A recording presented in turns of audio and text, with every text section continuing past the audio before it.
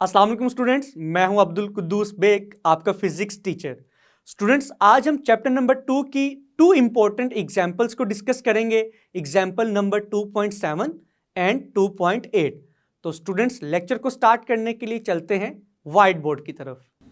Students, start करते हैं example number 2.7 which states that a load is suspended by 2 cords as shown in figure.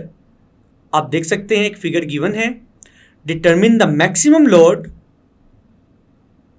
That can be suspended at point P if maximum breaking stress of the cord used is 50 newton. तो students, statement को read करने से हमें मालूम हुआ कि diagram में 2 chords given है। कॉर्ड का मतलब है स्टूडेंट्स स्ट्रिंग और डोरी। और स्टूडेंट्स, इन दोनों कॉर्ड्स के साथ हमने एक weight W vertically downward direction में हैंग किया हुआ है पॉइंट P से। और स्टूडेंट्स, कॉर्ड की जो मैक्सिमम ब्रेकिंग स्ट्रेस है, मींस दोनों कॉर्ड्स जो मैक्सिमम स्ट्रेस बियर कर सकती हैं उसकी वैल्यू है 50 न्यूटन। तो स्टूडेंट्स, हमने वेट W की वो वैल्यू कैलकुलेट करनी है जो पॉइंट P पर दोनों कॉर्ड्स मैक्सिमम बियर कर सकें। तो स्टूडेंट्स, स्टार्ट करते हैं डाटा से। तो स्टूडेंट्स, डाटा की बात की जाए तो it is given in the statement that the maximum breaking stress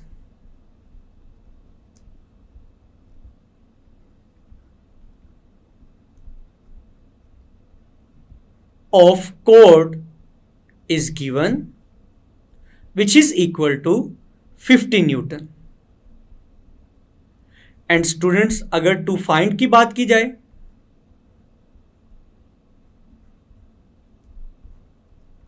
तो स्टूडेंट्स, इस एग्जाम्पल में हमने वेट W की मैक्सिमम वैल्यू कैलकुलेट करनी है।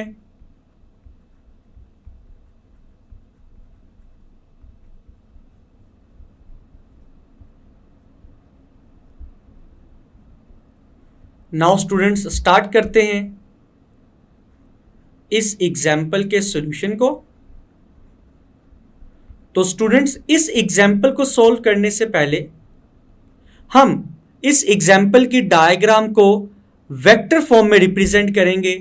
तो स्टूडेंट्स, अगर हम इस डायग्राम को एनालाइज करें, इस डायग्राम में वेट W की डायरेक्शन होगी वर्टिकली डाउनवर्ड। तो स्टूडेंट्स, अगर वेट वर्टिकली डाउनवर्ड है तो वेट के एक्शन की वजह से डोरी के अंदर, दोनों कॉर्ड्स के अंदर टेंशन प्रोड्यूस होगी।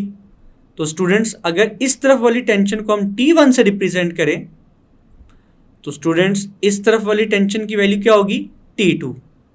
और आप देख सकते हैं कि दोनों कॉर्ड्स हॉरिजॉन्टल सपोर्ट के साथ कितने एंगल बना रही हैं? 20 डिग्री एंड 60 डिग्री।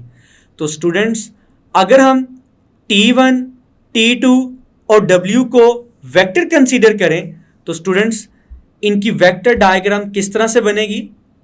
सबसे पहले हम एक रेफरेंस लाइन ड्रॉ करेंगे, for example this one. Now students, this is point P और पॉइंट P से हमने लोड W को वर्टिकल डाउनवर्ड डायरेक्शन में हैंग किया हुआ है। And students, this is tension T2 जो कि कितना एंगल बना रही है हॉरिजॉन्टल सपोर्ट के साथ? 20 डिग्री। एंड स्टूडेंट्स,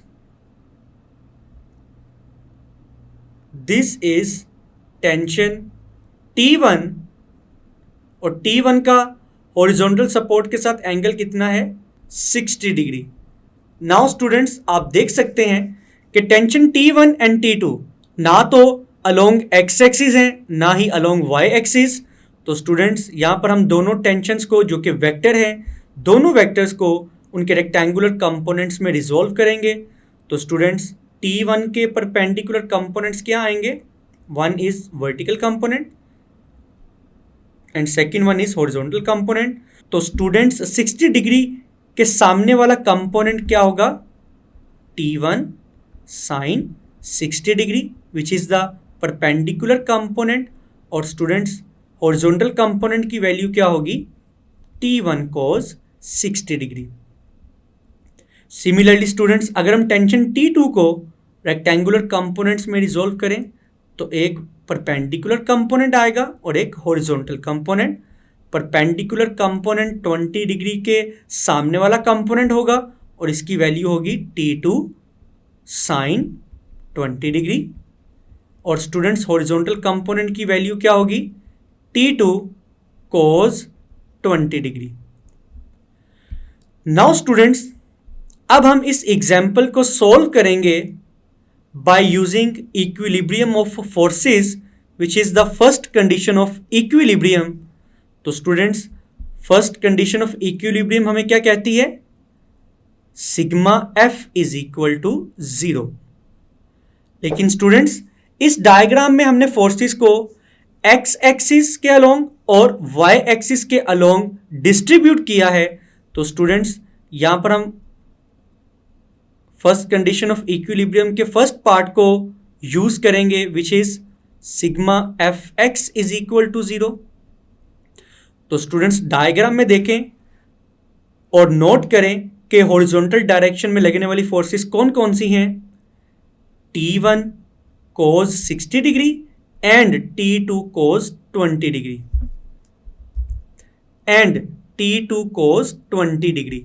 और स्टूडेंट्स यहां पर T2 cos 20 डिग्री की डायरेक्शन टुवर्ड्स राइट है, तो स्टूडेंट्स इसे हम पॉजिटिव कंसीडर करेंगे, और स्टूडेंट्स T1 cos 60 डिग्री की डायरेक्शन टुवर्ड्स लेफ्ट है, इसको हम नेगेटिव कंसीडर करेंगे। तो स्टूडेंट्स हम लिख सकते हैं T2 cos 20 degree minus T1 cos 60 degree is equal to 0। Now students negative value को इक्वल के दूसरी तरफ शिफ्ट करेंगे तो T1 cos 60 डिग्री की वैल्यू पॉजिटिव हो जाएगी।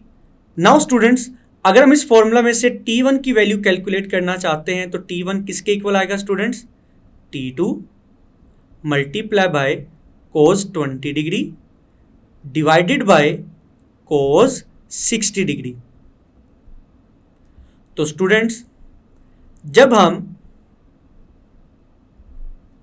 cos 20 डिग्री को डिवाइड करेंगे cos 60 डिग्री के साथ तो स्टूडेंट्स हमारा फाइनल आंसर आएगा 1.88। तो स्टूडेंट्स अगर आप इस फॉर्मूला को एनालाइज करें तो आप देख सकते हैं कि T1 की वैल्यू कैलकुलेट करने के लिए हम T2 की वैल्यू को 1.88 से मल्टीप्लाई करेंगे। तो स्टूडेंट्स याद रखिएगा जब भी हम एक वैल्यू को किसी ऐसे नंबर से मल्टीप्लाई करें जिसकी वैल्यू 1 से ज़्यादा हो तो स्टूडेंट्स जो हमारा आंसर आएगा वो मल्टीप्लाई करवाई जाने वाली वैल्यू से हमेशा ज़्यादा आएगा। तो इट मीन्स दैट स्टूडेंट्स यहाँ पर T1 की वैल्यू T2 से ज़्यादा होगी। तो स्टूडेंट्स अब डाटा में देखिएगा हमने मैक्सिमम ब्रेकिंग स्ट्रेस की वैल्यू 50 न्यूटन लिखी है। तो स्टूडेंट्स अगर आप डाटा में देखें तो मैक्सिमम ब्रेकिंग स्ट्रेस की वैल्यू गिवन है 50 न्यूटन। तो सबसे पहले हमने ये,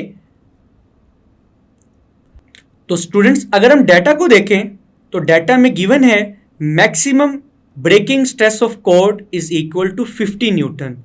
तो स्टूडेंट्स सबसे पहले हमने ये आइडेंटिफाई करना था कि मैक्सिमम ब्रेकिंग स्ट्रेस की वैल्यू T1 के इक्वल होगी या T2 के इक्वल। तो स्टूडेंट्स यहाँ पर मैक्सिमम ब्रेकिंग स्ट्रेस की वैल्यू T1 के इक्वल होगी क्योंकि T1 की वैल्यू T2 की वैल्यू से ज़्यादा है और वो मैक्सिमम वैल्यू T1 की होगी which is equal to 50 newton. तो स्टूडेंट्स अगर T1 की वैल्यू 50 न्यूटन है तो स्टूडेंट्स T2 की वैल्यू हम किस तरह से कैलकुलेट करेंगे, इसको हम इक्वेशन 1 में पुट करेंगे। T1 की वैल्यू जब हम इक्वेशन नंबर 1 में पुट करेंगे तो स्टूडेंट्स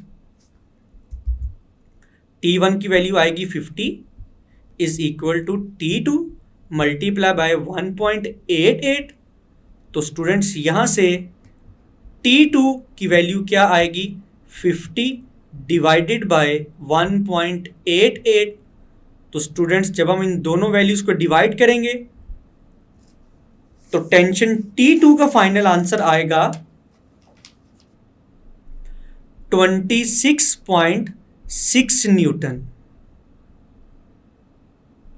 तो स्टूडेंट्स आपने देखा कि हमने कोड के अंदर मौजूद दोनों टेंशन्स की वैल्यू को कैलकुलेट कर लिया है।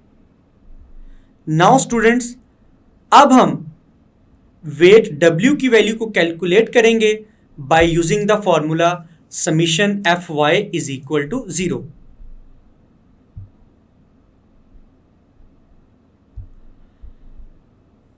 नाउ स्टूडेंट्स अब हम इस डायग्राम में मौजूद वर्टिकल डायरेक्टेड फोर्सेस को कंसीडर करेंगे।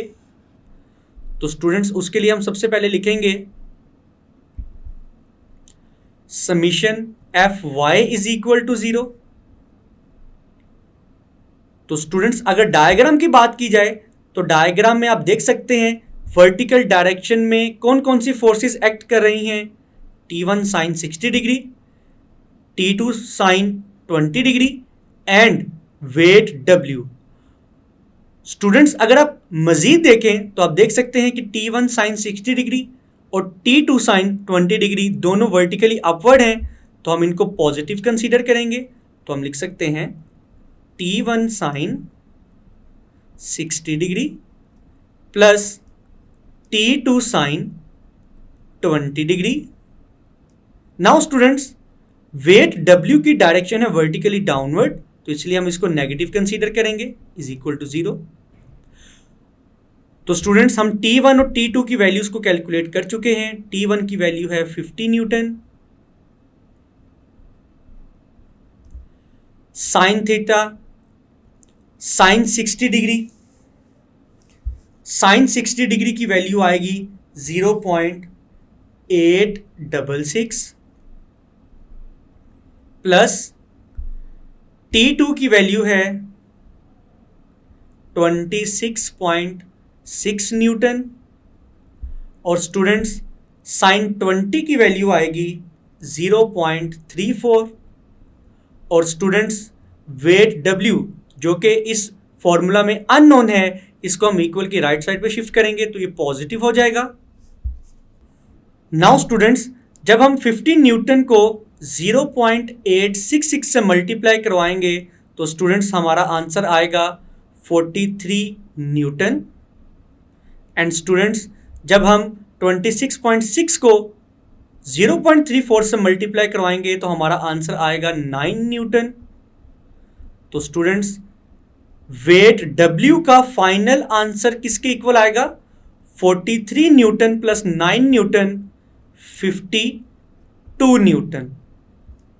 तो students this is the value of maximum load जिसको हम दोनों कोड्स के साथ वर्टिकली हैंग कर सकते हैं। तो स्टूडेंट्स हम लिखेंगे this is the value of maximum load.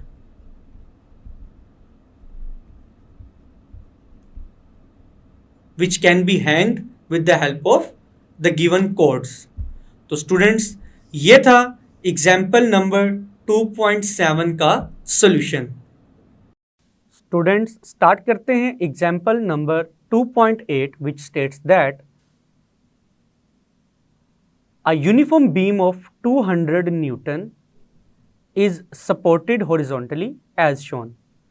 If the breaking stress of the rope is 400 Newton, how far can the man of weight 400 Newton walk from point A on the beam? तो students जैसा कि आप diagram में देख सकते हैं there is a beam of length 6 meters जिसको एक तरफ से रस्सी के साथ यानी कि रोप के साथ बांधा गया है और दूसरे एंड को एक रिजिड सपोर्ट के ऊपर रखा गया है। अब आप देख सकते हैं देयर इज़ अ मैन जिसका वेट है 400 न्यूटन। अब हमने बताना ये है कि आदमी पॉइंट ए से कितना दूर जाएगा रोप के टूटने से पहले पहले तक। मीन्स दैट जैसा कि गिवन है कि रोप की ब्रेकिंग स्ट्रेस है 400 न्यूटन। इट मीन्स दैट कि रोप मैक्सिमम 400 न्यूटन तक का वेट बर्दाश्त कर सकती है। और बीम का लोड है 200 न्यूटन, मैन का लोड है 400 न्यूटन। अब हमने देखना ये है कि पॉइंट ए से ये मैन टोटल कितना डिस्टेंस कवर करता है in the forward direction. Now students, statement को मज़ीद बेहतर तरीके से समझने के लिए हम इस डायग्राम को वेक्टर फॉर्म में रिप्रेजेंट करेंगे। मींस दैट कि डायग्राम में मौजूद जितनी भी फोर्सेस हैं उनको वेक्टर की फॉर्म में रिप्रेजेंट किया जाएगा। For example students, this is the rigid spot and students this is the horizontal beam जिसकी टोटल लेंथ है 6 meters and students this is the point A। Now students, जैसा कि स्टेटमेंट में given है, beam का total weight है 200 Newton जो कि बीम के सेंटर पॉइंट से वर्टिकली डाउनवर्ड डायरेक्शन में एक्ट करेगा। और स्टूडेंट्स, इस वेट को हम W1 से रिप्रेजेंट करेंगे which is equal to 200 Newton। Now students, अगर टोटल बीम की लेंथ 6 मीटर्स के इक्वल है तो स्टूडेंट्स सेंटर से पॉइंट ए तक की लेंथ किसके इक्वल होगी? 3 मीटर के इक्वल। और स्टूडेंट्स, अगर हम बीम के सेकंड एंड को पॉइंट बी से रिप्रेजेंट करें और बीम के सेंटर को पॉइंट सी से रिप्रेजेंट करें तो स्टूडेंट्स आप देख सकते हैं ए से सी का डिस्टेंस है 3 मीटर्स। तो स्टूडेंट्स सिमिलरली सी से बी तक का डिस्टेंस भी 3 मीटर्स के इक्वल होगा। नाउ स्टूडेंट्स, अब अगर हम रोप की बात करें तो स्टूडेंट्स रोप के ऊपर लगने वाली रिएक्शन की फोर्स की डायरेक्शन वर्टिकली अपवर्ड होगी। तो स्टूडेंट्स, रोप के ऊपर लगने वाली फोर्स को हम R1 से रिप्रेजेंट करेंगे and it is equal to 400 newton which is the breaking stress of the rope. Now students, अब अगर हम मैन की बात करें तो हम ये अज्यूम करते हैं कि आदमी इस पॉइंट तक पहुंचेगा। For example, this is the final position of the man rope के टूटने से पहले पहले। तो स्टूडेंट्स, इस पॉइंट पर मैन का वेट वर्टिकली डाउनवर्ड डायरेक्शन में होगा जिसको हम W2 से रिप्रेजेंट करेंगे and it is equal to 400 newton. अब हम तो स्टूडेंट्स नाउ स्टूडेंट्स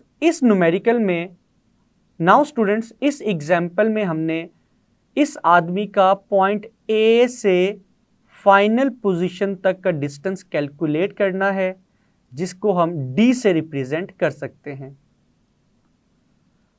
स्टूडेंट्स, अब हम इस एग्जाम्पल को सॉल्व करते हैं। तो हम हेडिंग लिखेंगे सॉल्यूशन की। डियर स्टूडेंट्स, इस एग्जाम्पल को हम सॉल्व करेंगे by using second condition of equilibrium. तो हम लिखेंगे by using second condition of equilibrium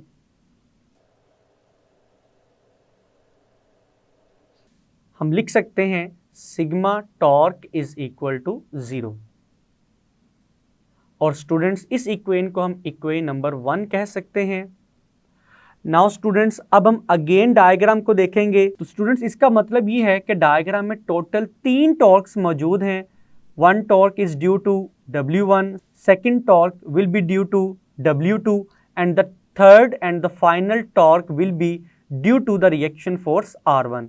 Now students, अब हम बारी बारी इन इंडिविजुअल टॉर्क्स की वैल्यूज को कैलकुलेट करेंगे, यानी कि टॉर्क 1 की वैल्यू कैलकुलेट करेंगे, टॉर्क 2 की वैल्यू कैलकुलेट करेंगे एंड टॉर्क 3 की वैल्यू को कैलकुलेट करेंगे। आफ्टर फाइंडिंग दीज टॉर्क्स, इनकी वैल्यूज को हम इक्वेशन नंबर 1 में पुट करेंगे और D की वैल्यू को कैलकुलेट करेंगे। लेकिन स्टूडेंट्स, टॉर्क की वैल्यू को कैलकुलेट करने से पहले हम एक पिवट पॉइंट यानी कि एक्सिस ऑफ रोटेशन को फिक्स करेंगे। तो स्टूडेंट्स यहां पर हम लिखेंगे let point A is the pivot point यानी कि axis of rotation. It means that अब हम जितने भी टॉर्क्स मौजूद हैं उनकी वैल्यूज कैलकुलेट करेंगे अबाउट पॉइंट ए। तो हम लिखेंगे torque 1 which is due to the reaction force R1। तो स्टूडेंट्स हम लिखेंगे R1 multiply by its moment arm. तो स्टूडेंट्स R1 का पॉइंट ए से डिस्टेंस है 6 मीटर्स के इक्वल। अब अगर हम देखें कि क्या ये टॉर्क पॉजिटिव होगा या नेगेटिव, तो स्टूडेंट्स अगर हम R1 को रोटेट करवाएं अबाउट पॉइंट ए, तो आप देख सकते हैं स्टूडेंट्स इस टॉर्क की डायरेक्शन आएगी एंटी क्लॉकवाइज। तो इसीलिए स्टूडेंट्स टॉर्क 1 पॉजिटिव होगा। नाउ स्टूडेंट्स अब हम R1 की वैल्यू को पुट करेंगे which is equal to 400 newton multiply by 6 meters. तो टॉर्क 1 का फाइनल आंसर आएगा 2400 न्यूटन मीटर। सिमिलरली स्टूडेंट्स हम सेकंड टॉर्क की वैल्यू कैलकुलेट करेंगे which is torque 2 and it is equal to. Now students अब हम सिमिलरली इसी मेथड के मुताबिक नाउ स्टूडेंट्स अब हम सेकंड टॉर्क की वैल्यू कैलकुलेट करेंगे which is torque 2 and it is due to the weight of the beam W1। तो स्टूडेंट्स हम लिखेंगे W1 multiply by its moment arm. तो स्टूडेंट्स आप देख सकते हैं W1 का पॉइंट ए से डिस्टेंस है 3 मीटर्स के इक्वल। तो हम लिखेंगे 3 मीटर और W1 की वैल्यू है students 200 newton multiply by 3 meters. तो स्टूडेंट्स फाइनल आंसर आएगा 600 न्यूटन मीटर। लेकिन स्टूडेंट्स अगर डायरेक्शन की बात की जाए, क्या ये टॉर्क क्लॉकवाइज होगा या एंटी क्लॉकवाइज, तो आप देख सकते हैं कि अगर हम W1 वेक्टर को अबाउट पॉइंट ए रोटेट करवाएं तो इसकी डायरेक्शन आएगी क्लॉकवाइज। तो ड्यू टू क्लॉकवाइज टॉर्क 2 का जो साइन होगा वो नेगेटिव आएगा। तो हम यहां पर नेगेटिव साइन अप्लाई करेंगे। तो टॉर्क 2 का फाइनल आंसर क्या आया students? Negative 600 minus 600 newton meter. Now students अब हम फाइनल टॉर्क की वैल्यू कैलकुलेट करेंगे which is the torque due to the weight of the man. तो स्टूडेंट्स हम लिखेंगे W2 multiply by its moment arm. और स्टूडेंट्स आदमी का मैन का पॉइंट ए से डिस्टेंस है D विच इज अननोन। तो स्टूडेंट्स अगर डायरेक्शन की बात की जाए तो W2 की वजह से पैदा होने वाला टॉर्क भी नेगेटिव होगा ड्यू टू क्लॉकवाइज डायरेक्शन। तो यहाँ पर नेगेटिव साइन अप्लाई करेंगे।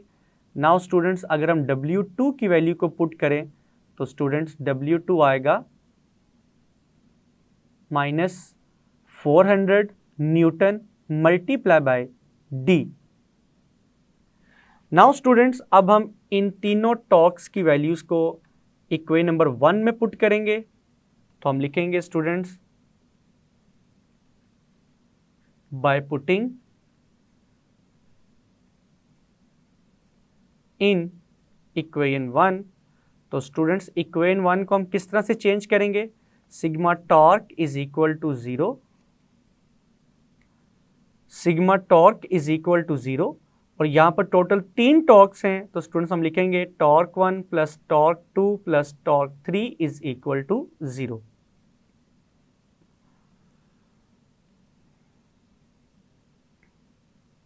नाउ स्टूडेंट्स फर्स्ट टॉर्क की वैल्यू है 2400 न्यूटन मीटर, सेकेंड टॉर्क की वैल्यू है माइनस 600 न्यूटन मीटर और थर्ड टॉर्क की वैल्यू है minus 400 newton multiply by D is equal to 0। Now students अब हम लिखेंगे 2400 newton meter plus minus minus 600 newton meter plus minus minus 400 newton multiply by D is equal to 0। Now students जब हम 2400 में से 600 को सब्ट्रैक्ट करेंगे तो फाइनल आंसर आएगा plus 1800 newton meter minus 400 newton multiply by D वाली वैल्यू को हम इक्वल की राइट साइड पे शिफ्ट करेंगे तो ये वैल्यू पॉजिटिव हो जाएगी स्टूडेंट्स। नाउ स्टूडेंट्स डी की वैल्यू को कैलकुलेट करने के लिए 400 न्यूटन 1800 से डिवाइड होगा